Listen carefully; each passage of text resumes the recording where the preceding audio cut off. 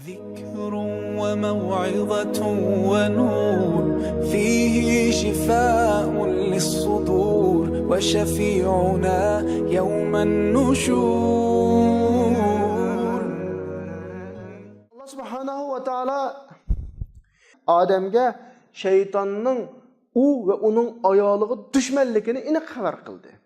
İnne hâzâ edûvun lek ve li zavcik فَلَا يُخْرِجَنَّكُمَا مِنَ الْجَنَّةِ فَتَشْقَى. Sizler cennetten çıkarıp sağmısın, çıkartıp kalmışsın, bəxtsiz olup kalısılar, biteli olup kalısılar. Ama çıqa Allah subhanahu wa ta'ala yeni bir ayette فَلَا يُخْرِجَنَّكُمَا مِنَ الْجَنَّةِ فَتَشْقَى dedi. Nimişqa Allah şu sizler işkinlarını cennetten çıkartıp kalmışsın, sen bəxtsiz olup, sen cepat atıp kalısılar deb. Sen birlik ibaretlen keldi. Ayetinin 5'i da فَلَا يُخْرِجَنَّكُمَا İkilik ibareti var. İkilik kurulması var. Arap dilde Allah bildi bunu. Sizler işkinlarını cennetten çıkartıp kalmışsın. Eğer cennetten çıkartıp kalsa sen hapılıkta kalırsa, sen cepat atıp kalırsa deb ahirki ayetinin ahirida birlik şekilde geldi. Bu yani ayol kishi bilan kishining hayotdagi xizmatiga nisbatan ikki o'xshamagan jinsning o'xshamagan vazifasining borligiga bir ishorat, kichikgina ishorat.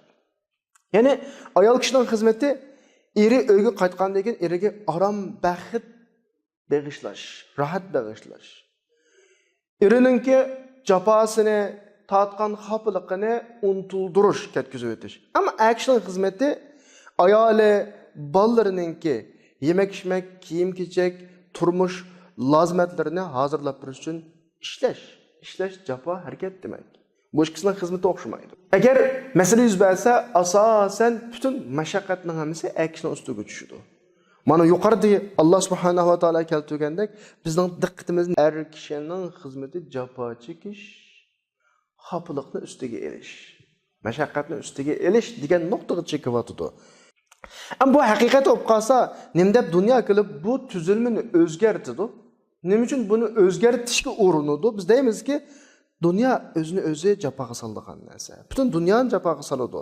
Ayol kishininki sirtda jafo tortib xizmat qilishning o'zi bir ayol kishiga jafoliq u. Ayol kishining xizmati uy, ya'ni uyda. Ayol kishining boshqa narsaga vaqt olmaydi.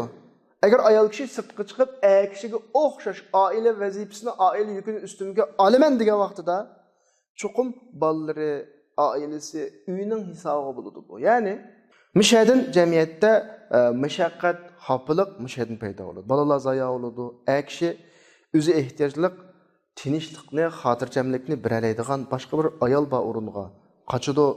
Jamiyat qalaymaqonchilik qilib berib to'xtaydi. Bu ikki o'xshamagan jinsninki bir-biriga kelishadigan yeri bor. Har birisi o'taydigan bir vazifalar bor. Bu vazifalar joyida bo'lmagan vaqtda harakatdan chiqishi tabiiy.